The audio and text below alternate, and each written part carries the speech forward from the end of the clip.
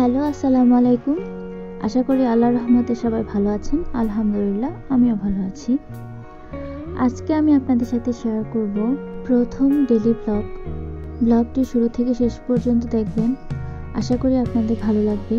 আর যদি ভালো লেগে থাকে তাহলে ভিডিওটিকে লাইক, কমেন্ট, শেয়ার করে দিবেন।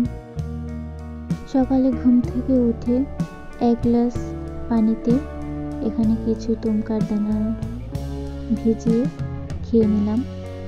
তারপর 1 কাপ গরম গরম চা ছাড়া মনে হয় যেন সকালটাই শুরু হয় না।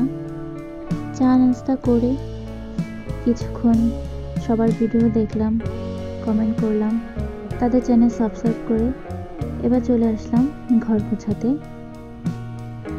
ঘর গুছিয়ে সবকিছু পরিষ্কার করে নিলাম। এরপর চলে আসলো দুপুরের রান্নার পর্ব। তো আজকে দুপুরের রান্নায় ছিল লাল শাক, বরবটি, ইলিশ মাছটা সর্ষে দিয়ে রান্না হয়েছিল। তো এই যে ইলিশ মাছগুলো সর্ষে ইলিশ রান্না করে নিলাম। তারপর বরবটি রান্না করে নিয়েছি ছোট চিংড়ি মাছ দিয়ে।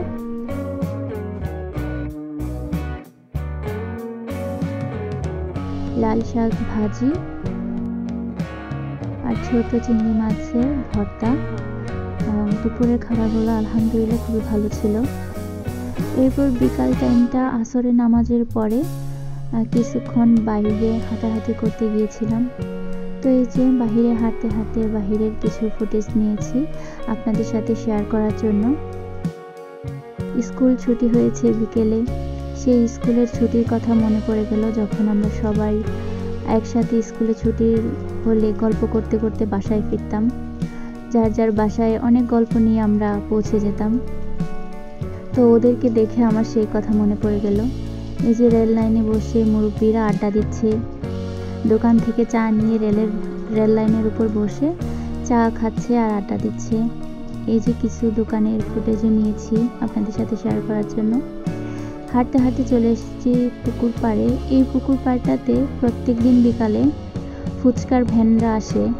তো আজকে আর ফুচকার ভ্যানরা দেখলাম আসেনি, তাই আর ফুচকা খাওয়া হয়নি। হাঁটাহাঁটি করেই চলে আসলাম বাসায়। তো এই যে পুকুরটাতে কিন্তু পাঙ্গাস মাছ, তারপর তেলাপিয়া মাছ চাষ করা হয়। এই পুকুরটা অনেক বড়, খুবই ভালো লাগে বিকাল টাইমটা এখানে হাঁটাহাঁটি করতে। আমরা প্রায়ই এখানে হাঁটাহাঁটি করতে যাই। তো আপনাদের সাথেও কিছুক্ষণ ফুটেজ শেয়ার করে নিলাম। দেখুন খুবই সুন্দর একটা পরিবেশ।